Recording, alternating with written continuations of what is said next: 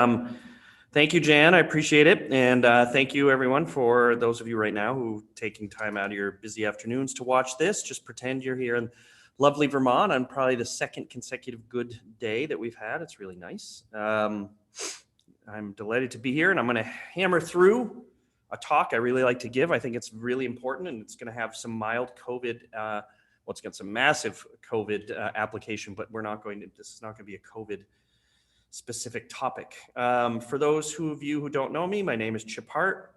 On the Mattermost, I am known as Chip_PCC, PCC, and I'm Chip at PCC.com. I suspect that probably almost every single person listening to this live has emailed me at some point. But if you haven't, try it. It's pretty painless. What we're going to talk about today is practice culture, all right, delivering on your practice culture. And I want to begin with this idea here. So as a small business owner, all right, and that's what everyone listening to is right now, or someone you work for the small business, and someone who is trying to keep kids healthy. So you have these two competing demands on your time. It's important for you to think strategically in order to maximize your impact. You have to think about the things happening around you. COVID right here is a really good example of the things that you're suddenly confronted with, where you've got a conflict perhaps between your what you need to do to keep your business open and what you need to do to help keep your patients healthy. And you don't have resources. You're not a startup, or, you're not a venture capital backed practice with $1 million to burn and to go hire a marketing department and a social media coordinator and all those things. You don't have time and money to waste. So acting strategically, finding the time, making the right decisions is difficult work. It's really hard for a lot of you, especially when almost none of you have ever even been remotely trained on any of this stuff or had any experience doing it. It interferes with your day-to-day work. And as a collective, as physicians, you are generally risk averse. That's what you're trained to do. Pediatricians, do I need to share? Oh, you know what? That's good, because I haven't really hit anything yet. But this is what I want you to see right here. The pediatricians are often limited in their strategies to one simple strategy. I just want to see more patients, okay? And that's not a good strategy. So if you go out and you Google the concept of business strategy and everything, you will find hundreds and hundreds of books and webinars and videos and podcasts that are being produced every day about business strategy. And I'm going to try to talk about some things that are you can't just go buy and read a book on. There are some things I'm going to recommend to you here and elsewhere, but I'm not here to promote a single business strategy concept. I'm not going to talk about things that you can see everywhere else. I'm going to try and talk about things that they don't really tell you. If you learn anything about strategy, business strategy, you're going to learn that this guy right here, Peter Drucker, is maybe considered the grandfather of business strategy in a lot of ways. He's certainly considered one of the greatest strategic thinkers and teachers of Western business civilization. This is a guy who's written 40 books, has thousands and thousands of disciples. And then literally here's a quote that is attributed to him: "Culture eats strategy for breakfast." So this is someone who has, in effect, a billion-dollar empire, multi-billion-dollar empire of a belief system, who then says, but there's actually this other more important thing sitting next to it, and that's your culture. And when I talk about culture today, a couple times I might refer to bees, okay? And let me explain why I think culture is important. Bees do not have an employee manual, yet they all know exactly what to do all the time, all right? They are incredibly effective and incredibly efficient. They all have the same goal. And each bee, in a beehive, there might be, 30 or 50,000 bees in a normal beehive. That's literally thousands and thousands of decisions that are being made every minute about what to do to maximize the health and longevity of the hive. And the bees are shockingly, scaringly both efficient and effective at making those decisions as a collective. They rarely ever act against each other's interests. And that to me is the very definition of culture. It is not strategy. Bees do not execute any strategy, but they do have a very strong culture. And we're going to talk about why culture is so important. All right. So what do I mean by culture? So I use the word culture for my definition. When I talk to practices about their culture, I'm talking about everything that you communicate to your patients, your staff, and to your community about what they can expect from you and what you expect from them. It's that simple. That's what I call culture. All right. It's the impression you make. That's why this slide is like the ultimate dad joke. Okay. Most of the time, culture is something that you do without really trying, or you're not really conscious of what your culture is. And it's your behavior. It's when you don't slow down to think and say, well, this is, hey, I need you to show up tomorrow at 8:00 in the morning. That's part of your culture. If you say, this is how I treat my patients, that's part of your culture. And we'll get to some of that. But there are really two cultures in every practice. This is true in every business. And I want you to learn about the distinction between these two cultures. And here's one of the big takeaways from my talk today. In most of the time, what I advise practices do is to try to get the two cultures, which I'll describe in a moment, as close to each other as possible. A lot of business books will talk to you about the right type of culture and what kind of culture you want. All those things are true, but I don't find them to be nearly as important as narrowing the gap between the culture you aspire to and the culture you actually have. Okay? The closer you can get those two items together, then the more effectively and more efficiently you will run. When it goes back to your culture being what it is that you expect from your patients and your staff and what they can expect from you, the problems that I see in practices are when that gap gets really big. Do you have a culture where you as the physician will stay late to take care of kids? Someone walks in two minutes before the end of the day and they've got an emergency, or maybe it's not even an emergency. You just see everyone until they come in. If that's your culture, you had better say that you're also your culture. Because if you say to your staff, hey, look, we close, the last patient we see is 5:00, that's it. That's their expectation. And if you then turn around and continue to see patients late into the afternoon, then that culture gap creates a problem. And some of you are saying, no, we're that's not a problem in my office. Flip it around. Is it your culture you come in and say to your staff, I need you to be working all the time. I don't want to walk out here and see you guys chit-chatting. I want everyone off their phones, but you'll leave the office at 3:00 on a Friday afternoon? That is a gap in your culture. Okay.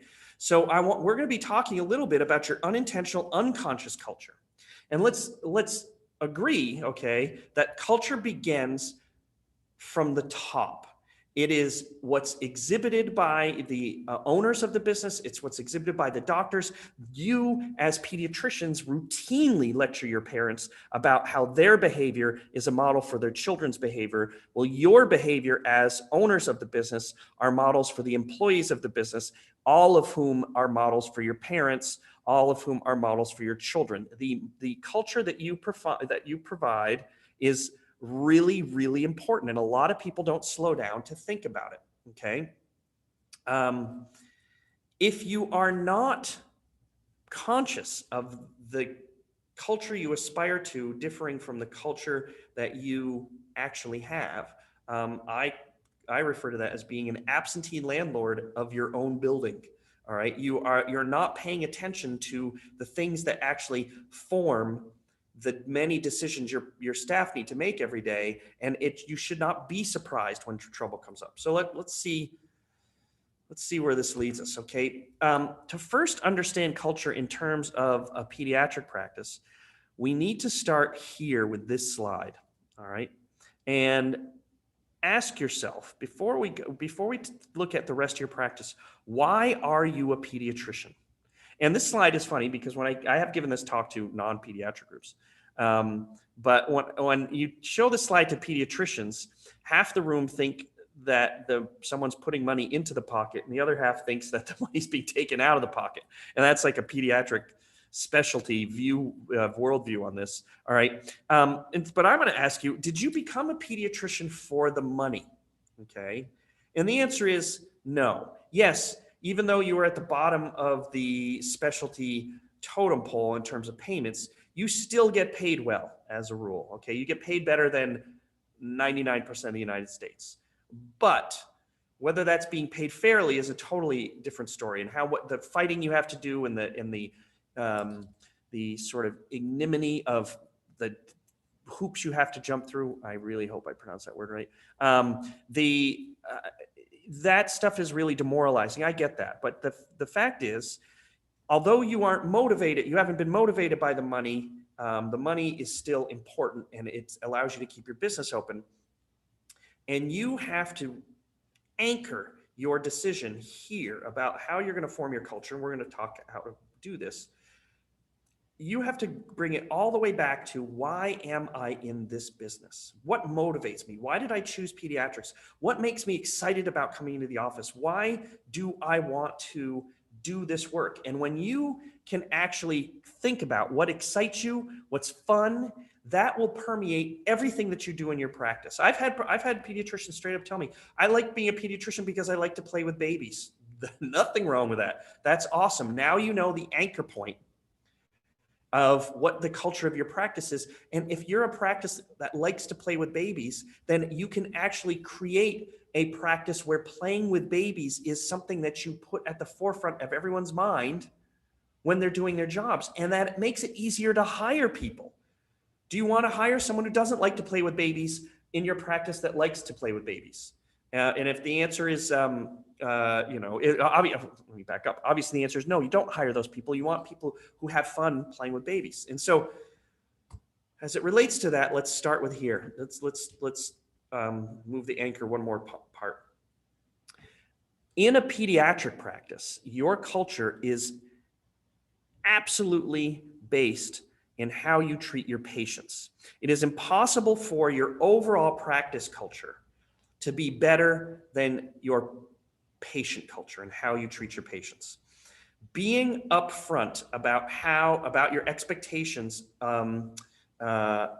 with your patients is actually going to help you self-select your families appropriately. So the most important part of your culture, the thing that is going to drive everything, why am I a pediatrician, and what is the experience I want to give my families? Everything after that is secondary. We were going to talk about those secondary things, but everything after that is secondary. If you don't like seeing your patients, your staff will not like seeing your patients. If your patients are in the way of you enjoying your work today, then your staff is going to be is going to consider your patients a problem. If you don't love doing your work, they're not going to love doing your work. And that has major repercussions. We've seen it right in the last 2 months, where I can absolutely point at some practices and say, wow, they are thriving. They might be suffering right now in a way. Their volume might be down, but they have coalesced as a team that has an understanding of their mutual common goal. We're going to put patient safety first.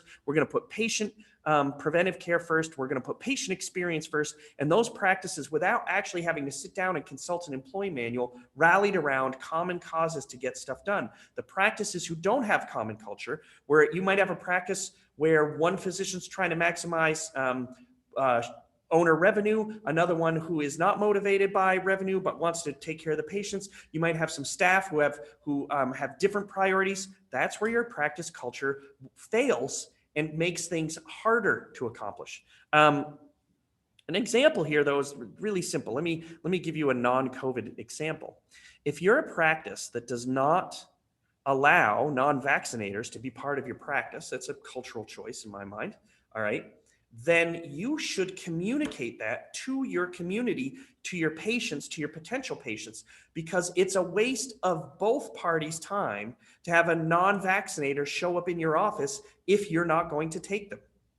So why not communicate that in as many places as possible so you can identify who's going to make a good patient for you or not? Now, the anti-vax concept is just an easy polarizing example. There are 20 other examples as you go down through the the list of bright futures items about what you expect. It's not just vaccines, it's adherence to the well visit schedule. It's vision and hearing and depression screening for every teenager. And at what point do you have a private appointment with the patients? Those are all parts of your patient experience culture, and you've got to anchor your work in that belief system.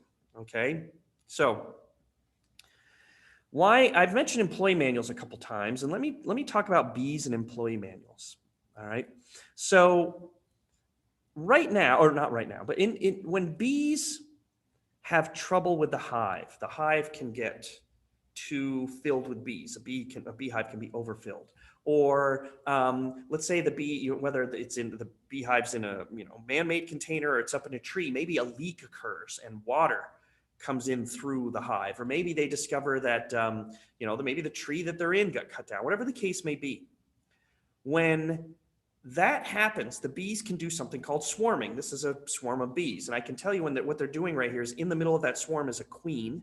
All right. You could probably, actually very likely, walk up to that swarm and stick your hand in there, and they're not going to do anything to you.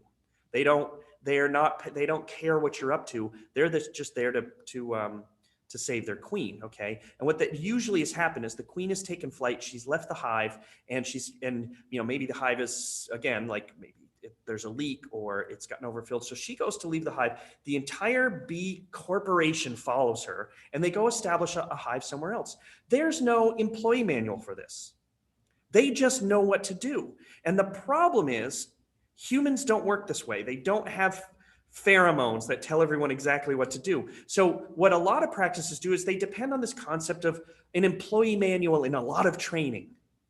All right.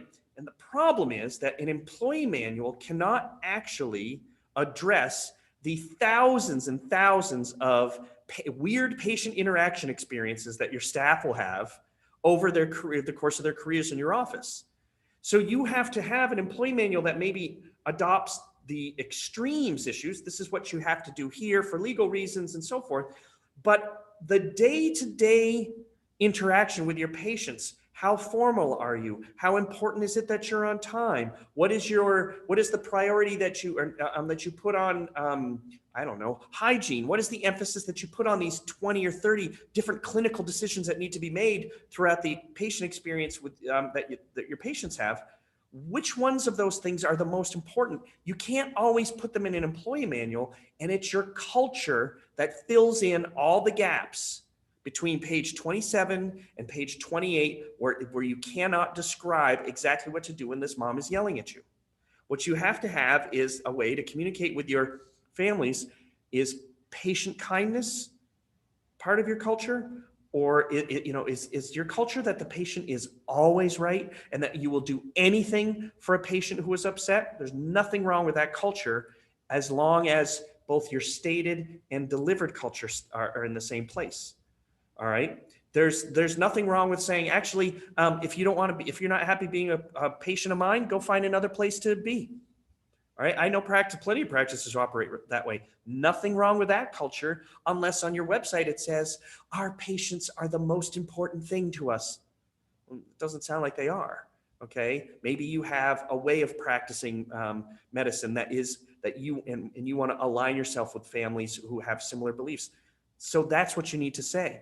When it comes to the bees and the beehive, the question I want to ask everybody is, do you own your practice, or does the practice own you? Who is ultimately in charge, and who sets the tone? Who makes the decisions about your practice? That's what practice culture boils down to. And right now, I want everyone here who's watching this to think back over the last 8 weeks and think about COVID and ask yourself, did I make decisions for my practice, and did my culture allow me to make decisions that everyone understood and was able to react to without me having to sit down and micromanage every decision? Or did things just roll over me and we did our best, and wow, we really made a couple bad decisions along the way? Okay. You're somewhere on that spectrum. Chances are, if you suffered handsomely during the last couple of weeks, you probably have an issue with your culture. So let's talk about defining practice goals and how do we make this culture better? How do we have a discussion about the stated versus the subconscious or unconscious cultures? So we're going to begin with beginning with this. It is just as important to define what it is that you're not or what you aren't as it is to define what you are. And I have a method that I use to introduce people to these concepts. I'm going to walk you through it here. It's not perfect. There are 1,000 books that either support this idea or contradict it. I don't care what process you use at all. I'll just tell you what I do. All right. And one of the questions I ask practices all the time is, what are your values, vision, and mission? And this is where we get into a very touchy-feely thing. Okay. Because I've had plenty of people who've objected to, I don't want to do a mission statement. That's just a waste of time. It's not a waste of time. I promise you. All right. And so what I'm going to do is I'm going to walk you through the process that I follow, helping people build values, vision, and mission, because that's the order I like to do it in. All right. The opposite of what's listed here. And what I'm going to tell you is the process of just going through what I'm about to walk you through, just that process will hopefully trigger a conversation with you and or your partners and your staff to make it. Just opens doors to conversation, and it allows people to articulate things that they have in their mind and maybe they haven't shared, and it will suddenly make a light bulb go off in your head like, oh, no wonder she harps on that. She thinks that this is an important value of our practice.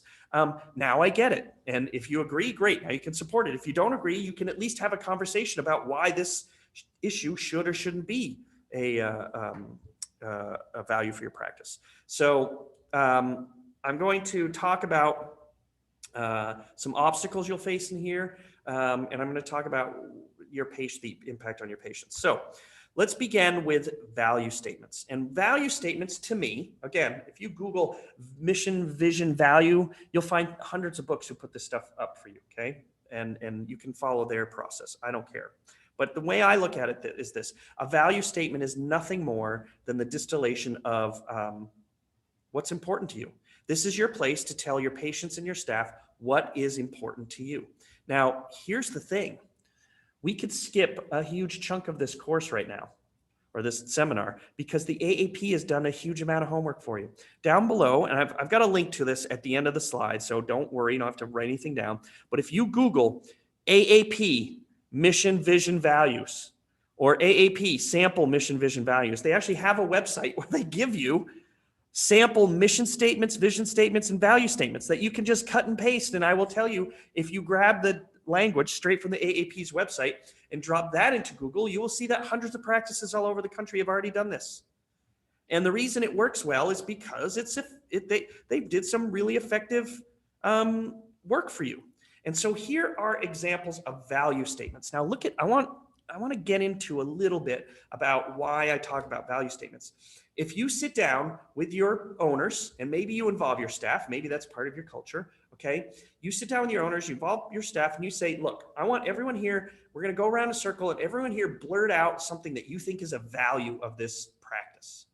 So everyone does it. And maybe you do a couple rounds and say, look, we're brainstorming right now. Let's get as many ideas onto this piece of paper right now as we can get. Oh, great. Look, I've got 25 values that we represent. And I can tell you at PCC, we've done this kind of thing, and we end up with a list of like 150 things. So what you do then, though, is I don't know what the magic number is, okay? But you then say, all right, everyone, we need to boil this list of 75 values down to pick a number, 5, 6, 7.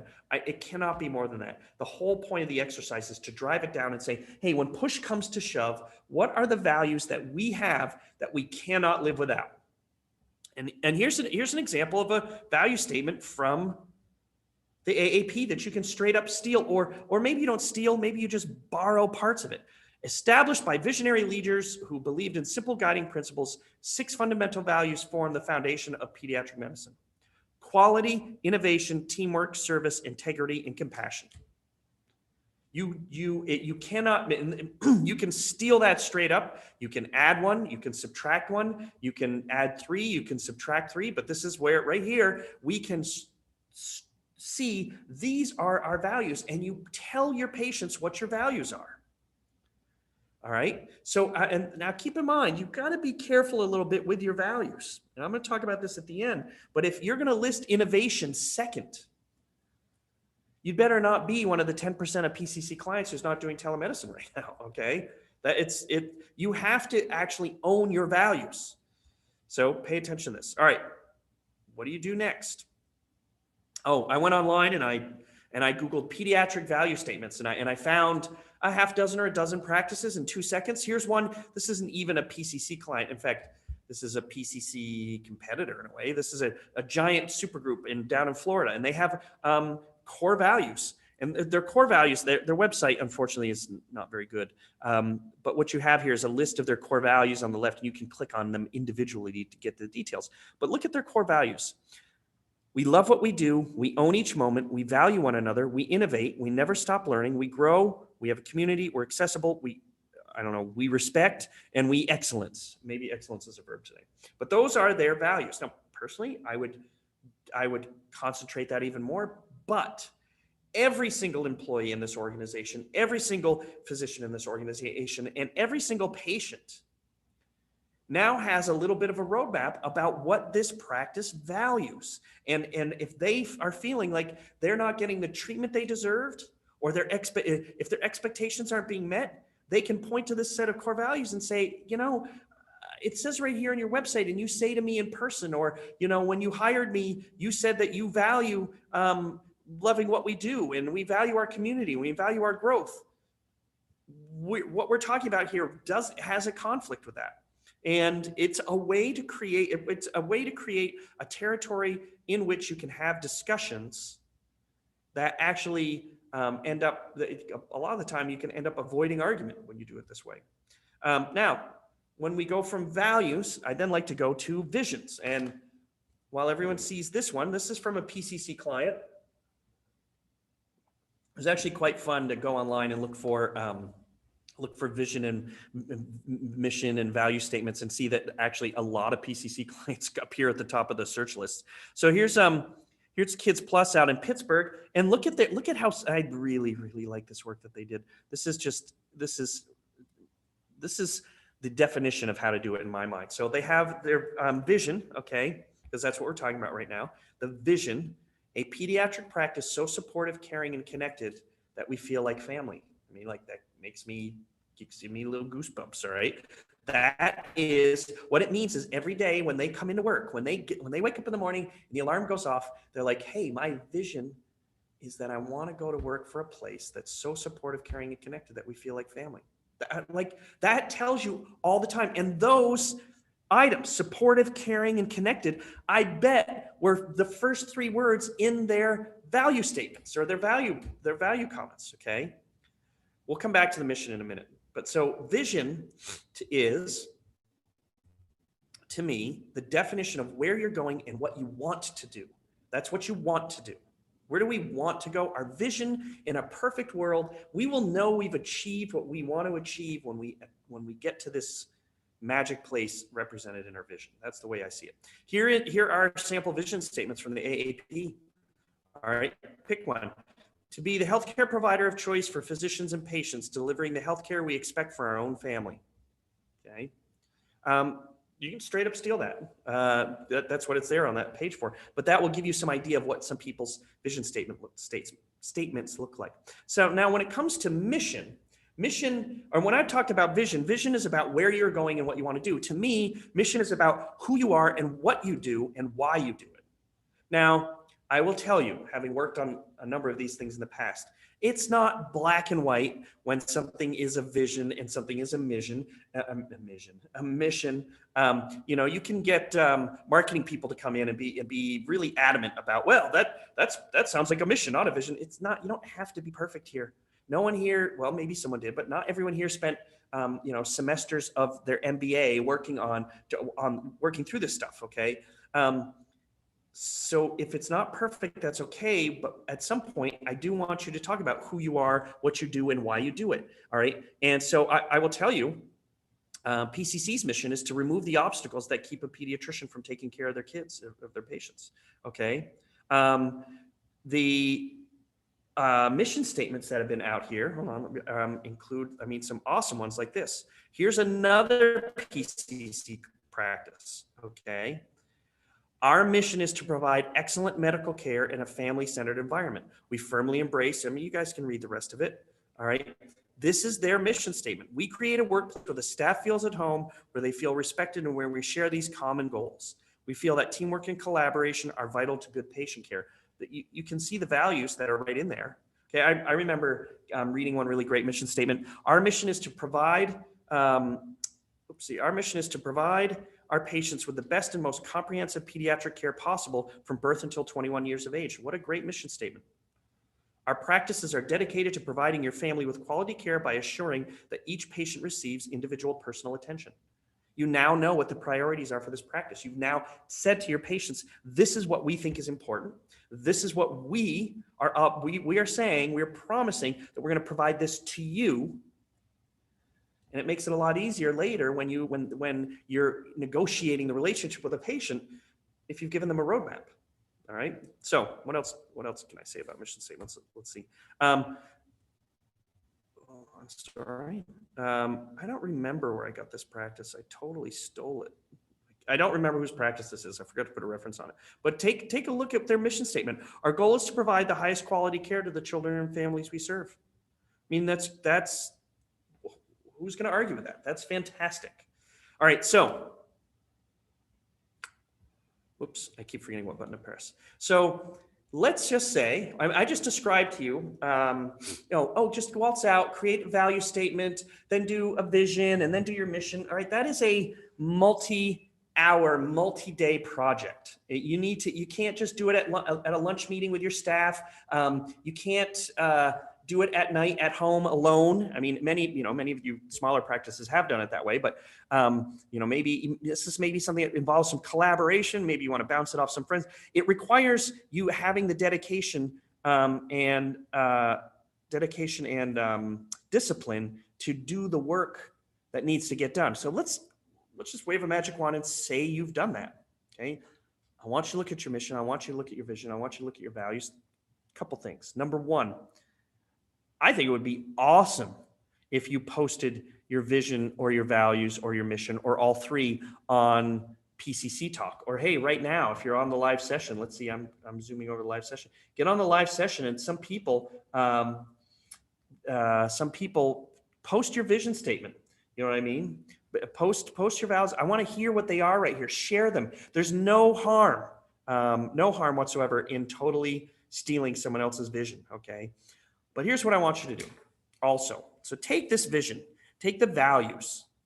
Maybe today, maybe just this week, you don't have any of this stuff. Just sit down and ask yourself, what are the things that I value most? If I had to value 3 things or 5 things for my practice, what would they be? Then what I want you to do is take that list, put on your phone or put on a piece of paper, go back into your office and walk through your office and look around.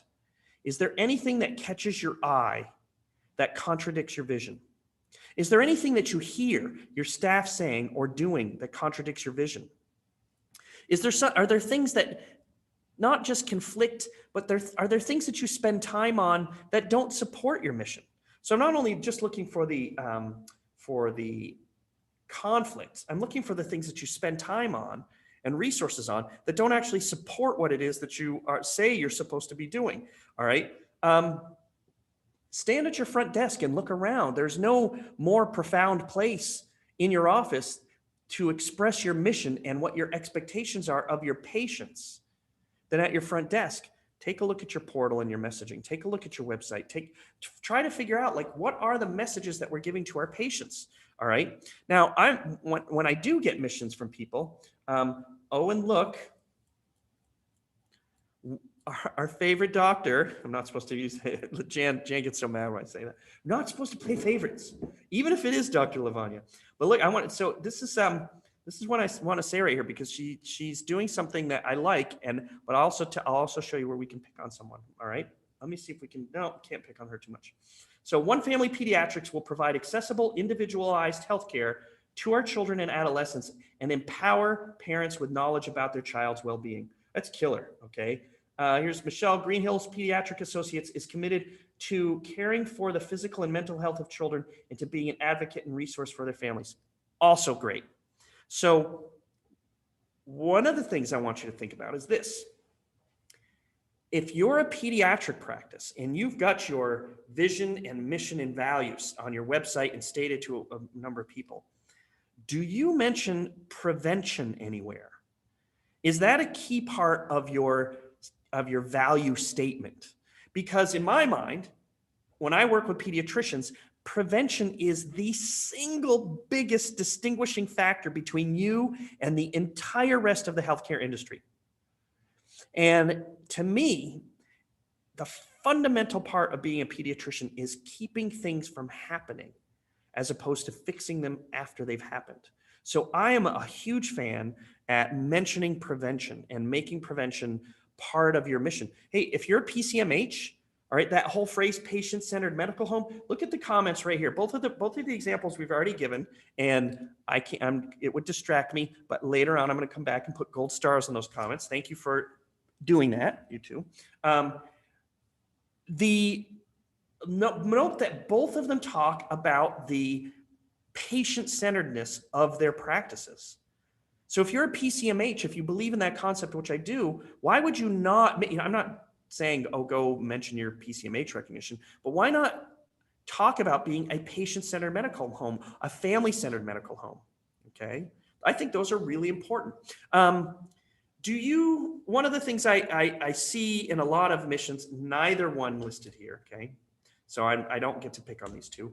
I have seen many times, practices, I already referenced this, who say, we are dedicated to having the most innovative and cutting edge solutions for our patients. Those are mission statements that are stolen straight from orthopedic surgeons and so forth, because everyone wants their orthopedic surgeon to have the newest titanium thing or whatever, the newest painless laser surgery. That's not the pediatric world. If you do say that you are at the leading edge of innovation, you'd better be. I know I know practices who don't even use an EHR right now, who talk about innovation being their thing. But at the same time, I suppose that is kind of innovative, but only in a sarcastic way. So other things I want you to think about as you're working on these. How engaged are your staff to your mission? If you walked out right now and ran this mission statement by your staff that you've concocted with your partners, would your staff laugh at it when you're not looking? Would they understand it? Would they be engaged by it? Is how much of their disassociation with it is because you've put something down on paper that is your stated culture, and your real delivered culture is so far from that they don't believe in it? Or do you have the wrong people working for you? Is it possible that you do not have the people who are aligned with your mission? That's an entirely different presentation, and maybe you see people have me do it later. All right. The biggest obstacles that you will have in forming all of these things are that your patients and their needs will get in the way, your staff and their needs will get in the way, but the biggest culprit of all is yourself. You are going to be the biggest obstacle between getting this stuff right and doing it at all. Okay. You are going to be the one who slows it down. You're the one who's going to be a problem with it. And so I'm just forewarning you. Okay. A couple more things before I start wrapping up and or taking questions. Whoops. I got to come back to my slides. Here are some references. I normally don't do a lot of time. I don't spend a lot of time directing people to offsite reading, but I'm going to say right now, okay, and I'm going to say in this instance that this is something I strongly encourage. I have done a series of podcasts and webinars and written articles about this topic, and one of them is relating to I have the 5 biggest business mistakes that pediatricians make. Not only is that a single thing you can watch, but I've broken it down into 4 other webinars, and we talk about this a lot. Everyone here has probably already seen those. So I do recommend this. The Harvard Business Review has done some of the most interesting writing about organizational culture that I've seen. And in fact, in January of 2018, they had an entire issue or episode dedicated to it. You can go to those 2 Harvard Business Review links right there. And I think it's $20. You can download that copy of the HBR. I think, you can download it and read those articles. What I love is every time I give this talk, I get a text from someone who went to the talk who's like, oh my gosh, this article speaks to exactly the thing that we're having trouble with in my office. Bingo. All right. So I really like the stuff there. And then there is the link for the AAP sample mission, vision, and value statements. It's really long and gross. So you can also just Google AAP sample mission, sample vision, sample values, whatever you want, and you will land on the page. But it's a really good website for that. So now what I'm going to attempt to do while we have a few minutes is we are going to see if there are any questions from the audience. This is where I'm going to head over to the live session myself, and Jan's going to help me because I'm very likely to miss something, and to find out if anyone has any questions about any of this. Anyone have any questions? Does anyone have any contradictions? Does anyone want to tell me I got it wrong? Does anyone want to tell me that they did this and it made a huge difference? I was at, was it the PMI meeting? I can't remember which one it is, but there was actually someone in the audience who said, I bring a copy of my mission and vision to everywhere I go when I'm working for my practice, and it has made such a huge difference for me and my staff. And I was like, I did not pay her to say that. I get that kind of feedback a lot here. So if you can either support me or shoot me down, I will take both. If anyone has any comments, hit up the live session. If not, I'm going to say thank you, but someone's going to have a comment. Eeny, meeny, miny, mo. Let's see. Anybody?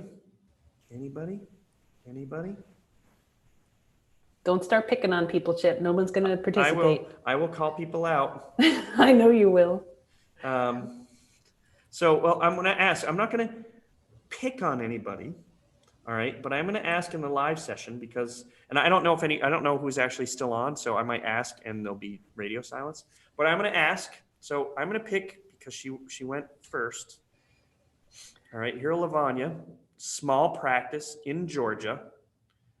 She shares her mission and her vision right there on the screen. All right. How long did it take you to develop that mission and vision? How hard was that work? Put that information in there. Michelle Buffler, I'm going to ask you the same question for your practice. How much effort did it take you to get into, to develop those tools? That's what I want to ask. And if later on, okay. Oh, they're both typing. That's crazy. I was like, if they're not here, if they're at work, they might see this later and come back. So I'm glad they're answering because there are at least 2 practices who have been chatting with me privately who are struggling with exactly that, with trying to align their current practice culture with their patient culture. Yep. Like the staff culture with the practice culture. So I can't wait to see these answers. But I'm going to tell you, I do routinely work with practices where the staff culture and the practice culture are far apart, and that may mean you do not have the right people working for you. That's just a fact. All right. Dr. Lavanya says, weeks. There was a lot of soul searching involved to put my dreams in order. Oh, you're like always. You must have been teacher's favorite student. All right. That is so important. I tried to say it more obliquely, and I should be more direct. Okay.